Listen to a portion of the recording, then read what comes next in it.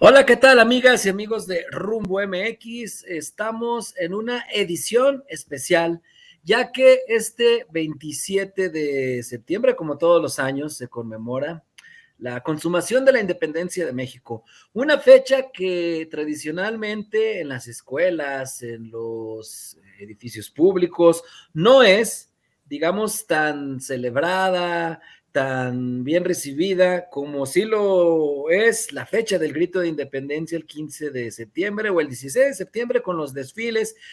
Históricamente en México se le ha dado más peso al inicio de la independencia, todo este grito que dijo Hidalgo, que dio Hidalgo en Dolores y que luego pues generó este movimiento armado, pero poco se habla o a veces hay hasta cierta resistencia en el tema de la consumación, que ha tenido pues un renovado brío luego de los discursos, por ejemplo, que dio López Obrador, en los cuales señalaba pues que Iturbide estaba con los de arriba, con la oligarquía, y que por eso el mexicano quiere más a Hidalgo que estaba con los de abajo. Pero por otro lado también pues aparece este billete de 20 pesos en el cual ya se va Benito Juárez y aparece esta entrada del ejército trigarante a la Ciudad de México el día de, pues para conmemorar precisamente la conclusión que por algunos es discutida de este movimiento de independencia.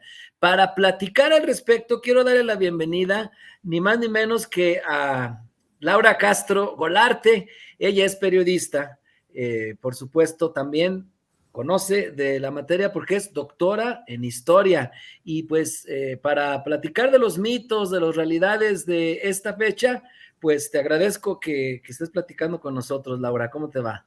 ¿Qué tal, Julio? Un gusto saludarte y también a quienes nos ven y nos escuchan. Me encanta el tema.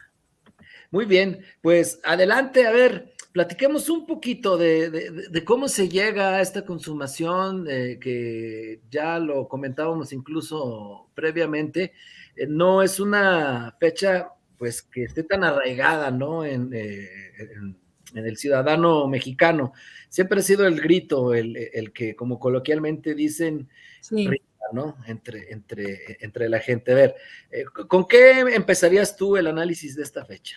Pues mira, de entrada, de pronto quisiera, pero pues es casi como un sueño, que no se fomentara la división por un asunto histórico, ¿no? O sea, parece que nomás estamos buscando o están buscando desde la clase política que estemos permanentemente divididos. Digo, porque podríamos decir, y es real, que a partir de estos procesos se empezaron a configurar de manera más clara pues los dos grandes grupos que han partido a México, que son políticamente hablando, que son los liberales y los conservadores. Entonces digamos que los liberales han tomado bandera por el movimiento de Hidalgo y por supuesto también con Morelos, y los conservadores han tomado bandera fundamentalmente con Agustín de Iturbide. Pero la verdad, Julio, o lo cierto es que todo el proceso de 11 años que llevó el movimiento de independencia es importante. Estuvo influido además por una serie de circunstancias, o sea, por lo que sucedía en España concretamente, ¿no? O sea, en 1808 España es invadida por las fuerzas napoleónicas, instalan ahí a José Bonaparte Bonaparte. como rey, y acá hay una serie de repercusiones y de reacciones muy importantes que empezaron a cambiar el orden de las cosas. Y estamos hablando de 1808. La crisis del ayuntamiento de la Ciudad de México, la conspiración de Valladolid en 1809 y luego la conspiración en Querétaro, que pintaba también para ser una conspiración fallida, pero precisamente al ser descubierta detonó que Hidalgo se adelantara y llamara al movimiento el 16, en la madrugada del 16 de septiembre. Se dice muy fácil, son los hechos que conocemos todos, pero la verdad es que esta parte digamos, entre 1808 y 1810, también tuvo su nivel de complejidad. Las diferencias entre Hidalgo y Allende, por supuesto que tuvieron repercusiones, yo no dudo ni tantito que tuvo sus efectos en la derrota del puente de Calderón el 17 de enero de 1811, y realmente el paso de Hidalgo por el movimiento de independencia pues duró muy poco, fueron ni siquiera 5 meses. Él empezó en septiembre y en enero sufrió la derrota y en marzo fue apresado. Y entre enero y marzo, pues realmente no logró hacer nada porque era severamente perseguido, con las fuerzas insurgentes totalmente diezmadas, disgregadas, desalentadas por la derrota que se sufrió en el puente de Calderón. Y luego también, aquí aprovecho para decir que hay fuerzas y más o menos recientes que nos vuelven a dividir, y hay una tendencia, una campaña para minimizar lo que hizo Hidalgo, sobre todo pensando pues en las masacres que hubo de gachupines, que son y fueron tremendas y de las que el mismo Hidalgo no estaba para nada feliz, pero se olvida todo el componente social de los bandos, las proclamas y los manifiestos de Hidalgo, muchos de ellos publicados en el Despertador Americano, que se imprimió aquí en Guadalajara y fue el primer periódico insurgente en la América hispana, y que retomó Morelos.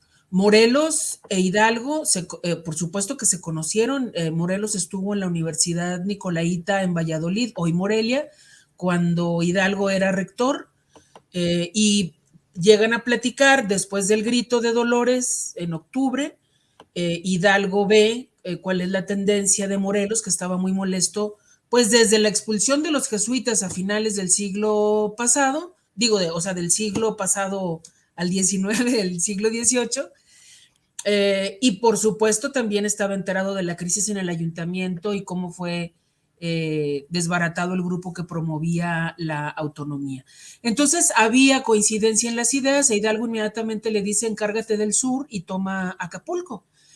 Pero le da un plan de gobierno. Normalmente esto no se habla tanto, pero en ese momento, en octubre de 1810, Hidalgo traía un plan de gobierno y se lo entrega a Morelos, y Morelos lo publica en noviembre de 1810, y entre otras cosas, ese plan de gobierno propone o incluye la abolición de la esclavitud y también la supresión de las castas, y señala con todas sus letras que todos los americanos iban a ser llamados por igual.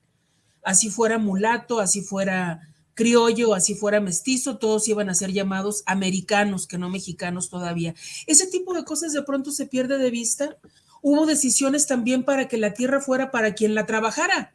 No con esas palabras se las reconocemos ampliamente a Emiliano Zapata 100 años después, pero desde el primer plan de gobierno que Hidalgo le entregó a Morelos y que Morelos reprodujo a lo largo de sus 5 campañas, fue: la tierra es de quien la trabaja, para resumirlo y para que se entienda y se aprecie esta conexión tan importante. El contenido social que aportó Hidalgo fue fundamental, y eso no lo podemos olvidar ni lo podemos minimizar, porque si bien gritó viva Fernando VII porque se estaba pensando en conservar el reino para el rey ante la invasión francesa, el reino para Fernando VII, por supuesto, sí había una clara intención de cambiar el orden de las cosas por las desigualdades, por los abusos y las injusticias de los gachupines en la Nueva España. Eso no lo podemos perder de vista. Entonces transcurre el corto periodo de Hidalgo, después de algunas recomposiciones, tanto con Ignacio López Rayón, que digamos que era el continuador por el lado de los que habían iniciado el movimiento, me refiero a Hidalgo, Allende, Abasolo y Jiménez. Morelos seguía avanzando en el sur y sus éxitos ya tenían, ya eran de fama. Entonces López Rayón dice: voy a incorporar a Morelos a la Junta y al movimiento insurgente. Ellos dos también enfrentan serias diferencias, pero a partir de que Morelos toma el liderazgo, el movimiento empieza a tomar una forma mucho más sólida y compleja, porque Morelos, por ejemplo, en la primera campaña luego instala o establece la provincia de Tecpan, lo que es hoy el estado de Guerrero. Y al establecer esta provincia, hay disposiciones para cobrar impuestos, hay disposiciones con respecto a los movimientos militares, ordena también en este periodo que se acuñe una moneda, que esto fue una genialidad de Morelos.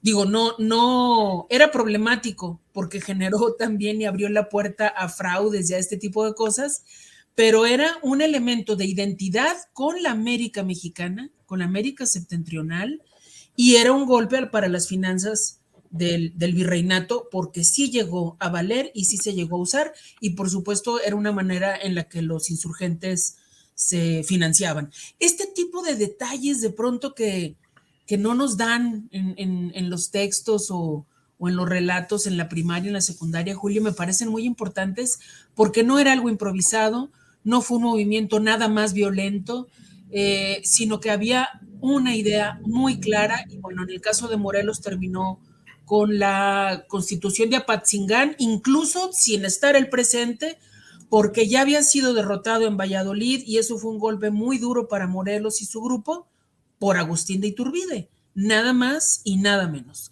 Que Agustín de Iturbide, más o menos como a la mitad de las 5 campañas de Morelos, empieza a obtener triunfos, según las referencias y el trabajo de varios historiadores, especialmente cruel con los insurgentes, mató a mucha gente. Iturbide también, porque luego dicen que nomás Hidalgo, no, Iturbide también lo hizo, o destacan esta parte de que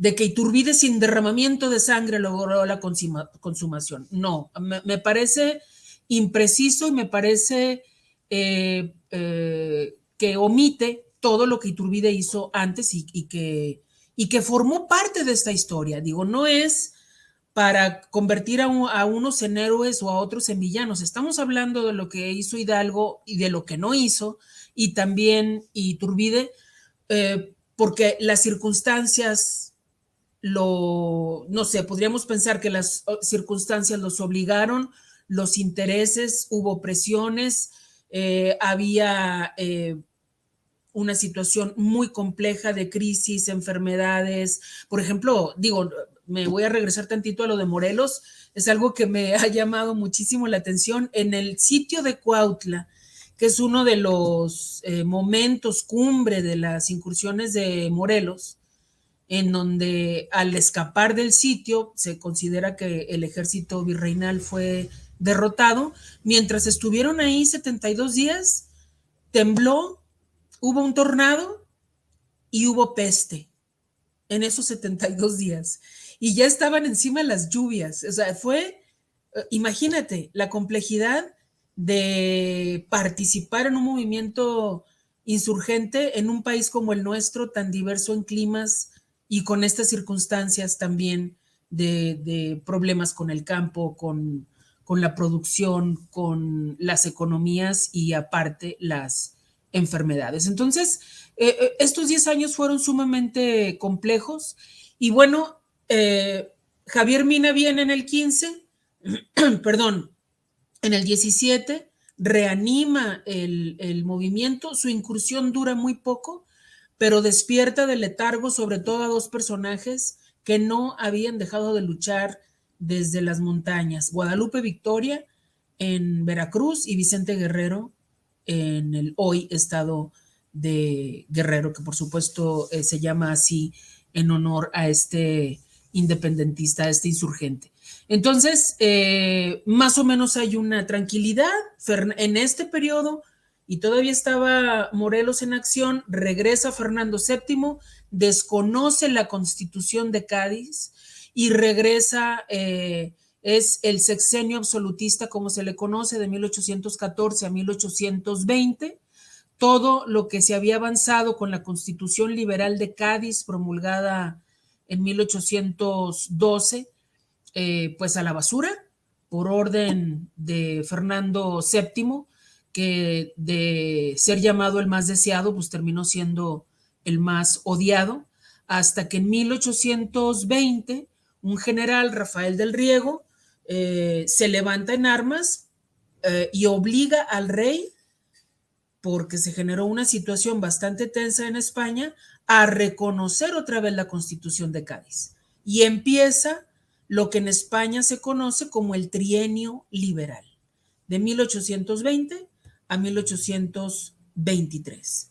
En este periodo, bueno, este inicio del Trienio Liberal en España, que por supuesto afectaba las cosas en la Nueva España y en todas las posesiones del imperio, todavía, que ya había perdido bastante terreno en Sudamérica, pero todavía donde el imperio español todavía tenía posesiones, el volver a reconocer la Constitución de Cádiz afectaba, ¿no? Porque había igual fuerzas que querían el absolutismo.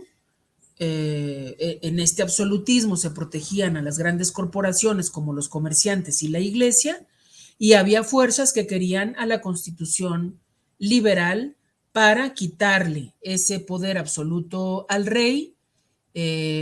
Estamos hablando de soberanía popular, estamos hablando de un contenido liberal al que se oponían por supuesto, libertad de imprenta, que era fundamental, y entonces empieza una efervescencia aquí que no le gusta que se haya reconocido, que el rey, que Fernando VII, haya reconocido la Constitución de Cádiz. Y aquí es donde, gracias a estudios recientes y a revisiones que son necesarias en procesos historiográficos como este, hay historiadores que dicen que en realidad Iturbide no consumó la independencia porque sus motivaciones y sus intereses eran muy distintos a los que habían motivado en un inicio a Hidalgo y a Morelos. Y esto es real, pero al final son cosas que no se olvidaron y que surgieron.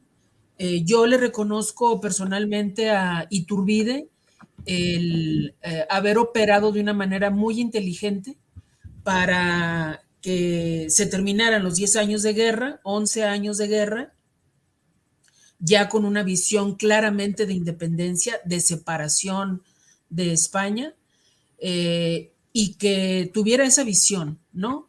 De no terminar peleado con los españoles, de atraer a su bando a los insurgentes y lograr finalmente la separación de la Nueva España de España. Que no digo México todavía, porque todavía no era México. Se menciona América Septentrional, América Mexicana, pero México como tal todavía no. Entonces se logra el acuerdo entre Iturbide y Guerrero, se firma el Plan de Iguala, que es, pues es un documento histórico fundamental, que es fácil de encontrar y de leer en internet, y de febrero a septiembre avanza la consumación de la independencia. Se va declarando la independencia de México, México con nuestras palabras de ahora, pues de ciudad en ciudad, de provincia en provincia, aquí en Jalisco específicamente, en la provincia de Jalisco con X todavía, en la ciudad de Guadalajara o Intendencia de Guadalajara, fue el 13 de junio de 1821. Y bueno, ya después de los tratados de Córdoba con O'Donoghue, entra Agustín de Iturbide el 27 de septiembre de 1821 con el ejército trigarante, ya con una bandera distinta.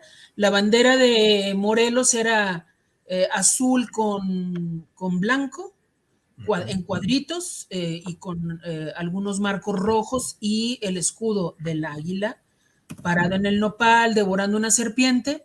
Eso está desde el principio en escudos y otras referencias para la Nueva España desde el principio de la colonia. Es algo que sí está presente todo el tiempo, el escudo, pero Iturbide le da otros colores, y justamente el día que se firma el Plan de Iguala, pues es el día que celebramos a la bandera.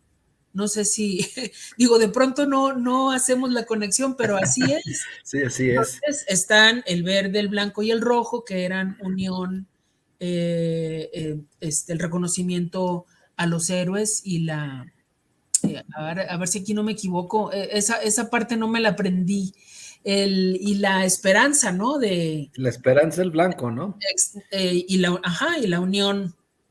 La unión era muy importante, era lo que había promovido López Rayón, pero Hidalgo no estaba, digo, Morelos no estaba de acuerdo, y era la unión entre españoles y americanos, pero pues tampoco lo logró. Iturbide, se desató un odio después de la consumación tremendo contra los españoles, que duró mucho tiempo. Hubo, ya después, ya incluso en la República Federal, hubo 2 expulsiones masivas de españoles, los odiados gachupines, se hacían llamados a degollarlos. O sea, fue una época muy, muy fuerte que también es poco conocida.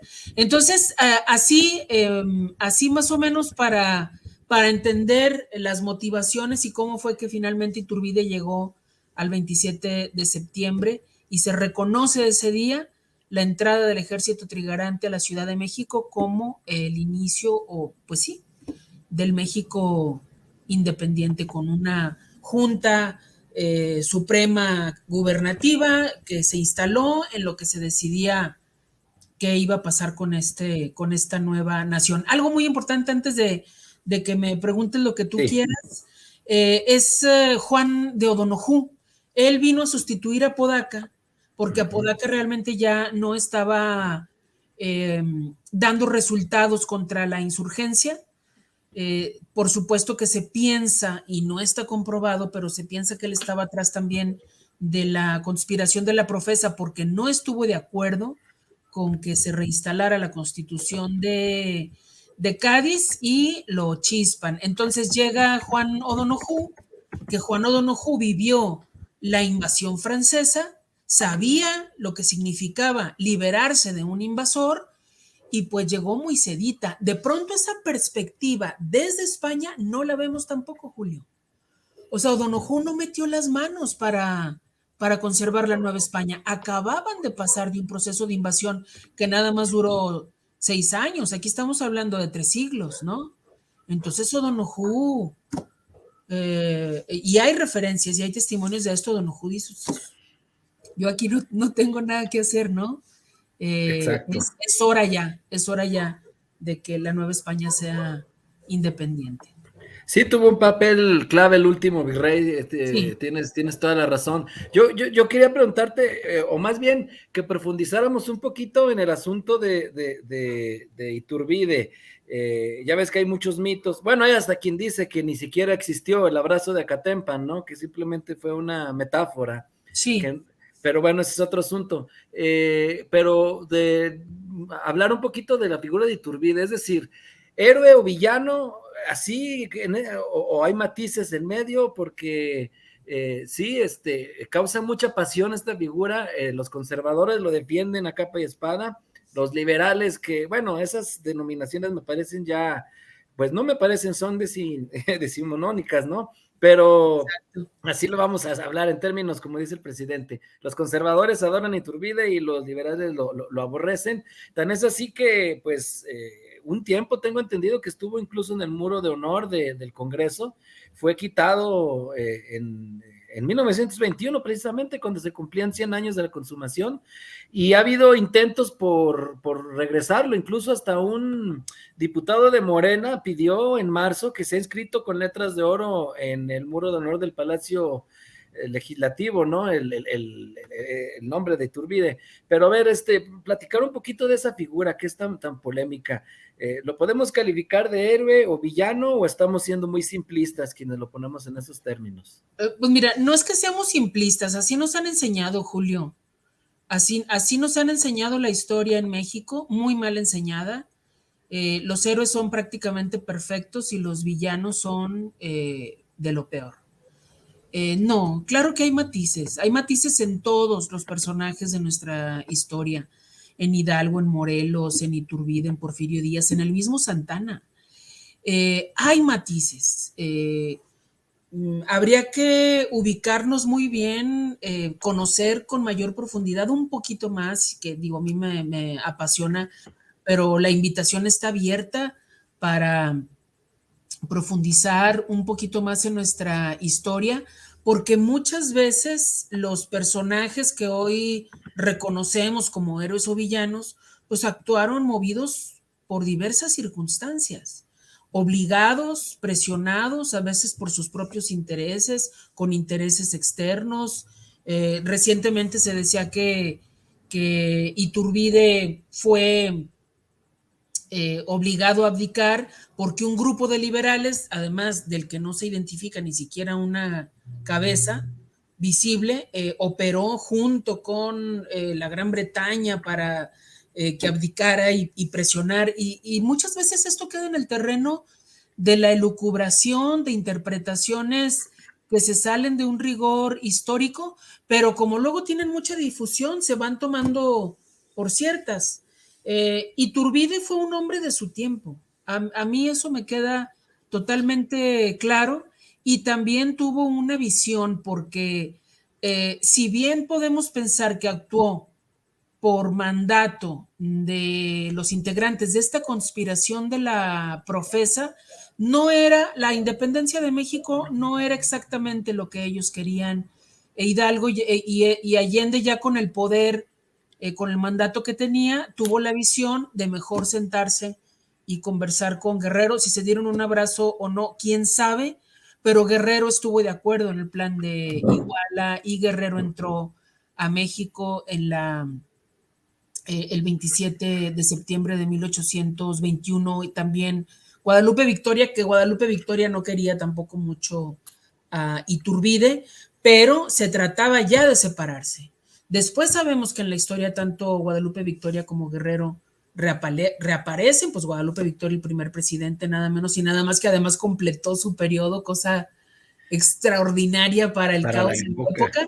Pero sí, digo, respondiendo a tu pregunta, Julio, no me parece correcto ni instalarlo en el panteón de los héroes, ni tampoco en el infierno de los villanos. No, ni a él ni a ninguno, ni a él ni a ninguno. Hubo decisiones equivocadas, hubo muchos asesinatos, hubo motivaciones que luego fueron cambiando sobre la marcha.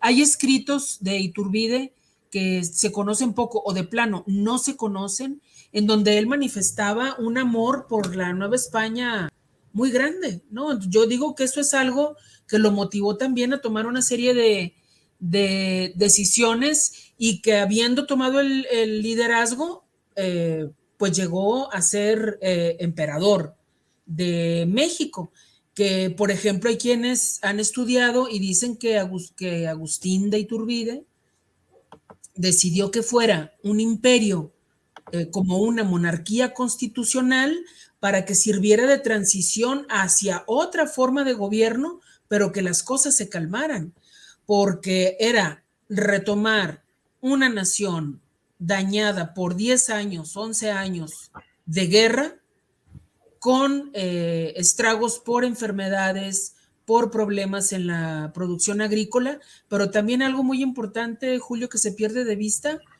por la avidez insaciable de la burocracia, de burocracias que demandaban sus pagos, de ejércitos que demandaban también sus pagos, y los españoles, cuando terminaron por irse, se llevaron hasta el último centavo.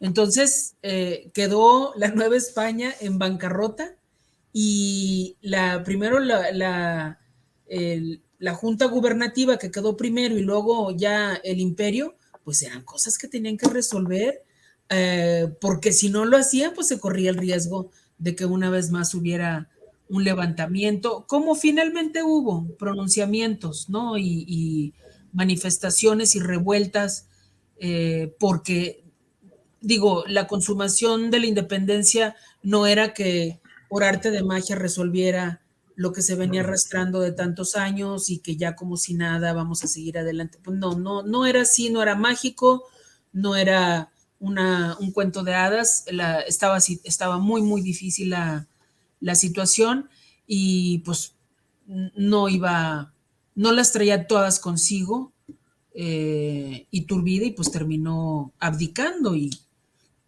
digo, cuando regresó porque creyó que se podía hacer algo, inmediatamente lo fusilaron, ¿no? En el 24. Entonces, sí creo que le hace falta un reconocimiento más justo, históricamente hablando. O sea, justo me refiero a más preciso con respecto a lo que sí logró y que yo creo que no se le puede regatear, sin dejar de cuestionar las cosas que son cuestionables. Te reitero, y así con todos. Sí, sí, claro. Y es que a algunos sí nos pareció simplista el asunto de cuando el presidente López Obrador dijo, es que él estaba con la oligarquía y con los de arriba, ¿no? Fue muy, muy contundente en eso.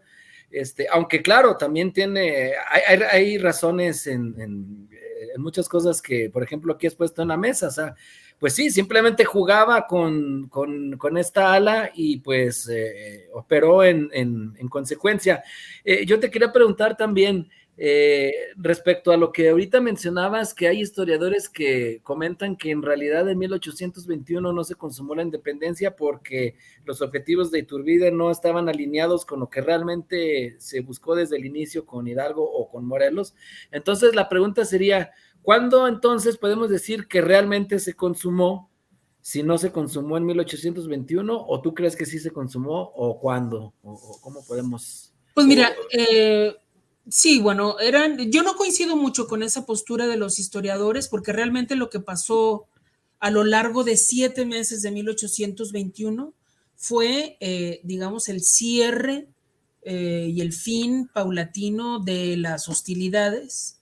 Y aunque en el plan de Iguala se decía que el trono estaba reservado para Fernando VII o para alguien que él designara, pues eso era algo que se sabía que no iba a suceder, ¿no?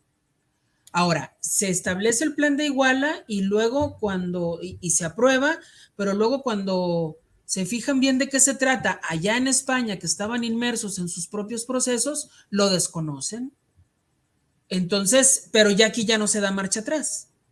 Aquí el proceso ya, y con el apoyo de O'Donoghue, sigue adelante hasta los tratados de Córdoba y hasta que se puede nombrar un congreso para establecer un gobierno que no haya una crisis de gobernabilidad, definiéndolo con palabras de ahora, pero tenían que actuar con celeridad y con rapidez. Yo creo que sí se consuma, por lo menos termina ese movimiento que fue pues tan doloroso y que causó tantas muertes, pero que también sentó las bases de una república. Digo, el imperio de Iturbide fue verdaderamente efímero, 1 año escaso duró. Entonces sienta las bases de una república y hay antecedentes constitucionales ya trabajados por personajes como el mismísimo Hidalgo, que o sea, abolió la esclavitud en octubre en Valladolid y luego en el 6 de diciembre aquí en Guadalajara, y luego lo hizo Morelos y lo repitió Guadalupe Victoria. Era un problema y estaban contra la esclavitud, pero totalmente los insurgentes. Eso no lo puedes, no se puede minimizar de ninguna manera, ¿no? De ninguna manera. Este componente social, además hay un periodo, Julio, poquito más allá o sea, entre el fin del imperio de Iturbide y el inicio de la República Federal, en que se pudo haber salido esto de control total. Y hubo 4 personajes, a ver si me acuerdo de los nombres de los 4, que fueron fundamentales para mantener cohesionada este territorio.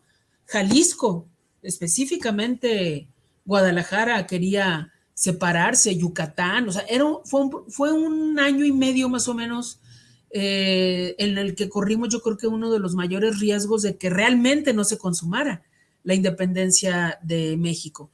Pero los que se pusieron a trabajar y viajaron y fueron a donde pudieron para convencer fueron Guadalupe Victoria, Nicolás Bravo, Miguel Domínguez, el corregidor de Querétaro, que no se vuelve a mencionar, después de que se descubrió la conspiración y como encerró a Josefa, a su esposa. No se vuelve a hablar de Miguel Domínguez, pero Miguel Domínguez jugó un papel fundamental. Y el otro, no me acuerdo si es Nicolás Bravo, pero fueron 4 que Nicolás Bravo participó y el papá de Nicolás Bravo estuvo en las campañas de Morelos. Estos 4 personajes ahora sí que se la rifaron para mantener a esta nueva nación en pie y poder convocar al Congreso Constituyente ya de la Constitución de 1824 para una primera república federal.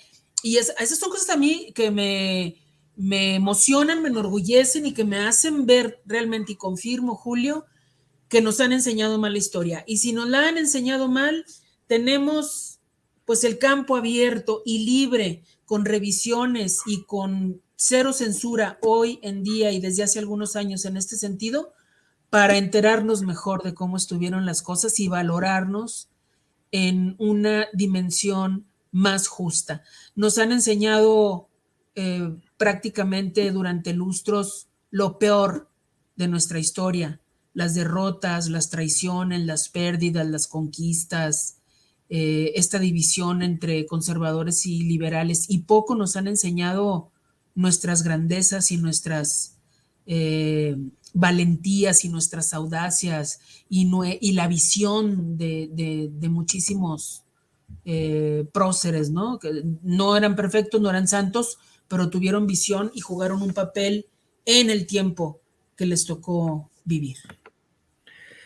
Oye, pues me parece muy, muy interesante y sobre todo me quedo también con el asunto del contenido social que se le dio a este movimiento de independencia, sobre todo con los primeros próceres que mencionas, porque al abolir la esclavitud, al pronunciarlo, no sé si me equivoque, pero yo creo que en México sí se tenía con el sentido social, porque por ejemplo en Estados Unidos, he leído que allá la motivación de que desapareciera la esclavitud, que lo impulsaban los estados del norte, era más bien por asuntos económicos, porque se sentían pues en desventaja en cuanto a costos, porque pues ellos sí tenían que pagar salarios y los estados del sur, que luego se convirtieron en confederados en la guerra civil, pues ellos no. Entonces ahí era más bien un asunto, según comentan, más económico, y acá al parecer sí era pues honestidad social, ¿no? Pero bueno, ahí ya me extendí de nuevo. No sé si quisieras comentar algo ya a manera de conclusión. Ha estado muy interesante, sí, para cerrar y haciéndote la invitación de que luego platiquemos de otros asuntos históricos. Yo encantado. Con todo gusto. Porque viene la revolución y luego también me hubiera encantado hacer también una entrevista sobre el papel de las mujeres en la independencia, que luego hay bastantes. Muchos no conocen a la Güera, por ejemplo. Es decir, hay bastantes mujeres que participaron con roles importantes. Pero bueno, algo que quisieras comentar a manera de conclusión, mi querida Laura Castro Volarte. Gracias, Julio. Pues nada más invitar a quienes nos ven y nos escuchan que si les gusta la historia de México, pues lean más sobre los diferentes episodios de nuestra historia, la consumación de la independencia particularmente.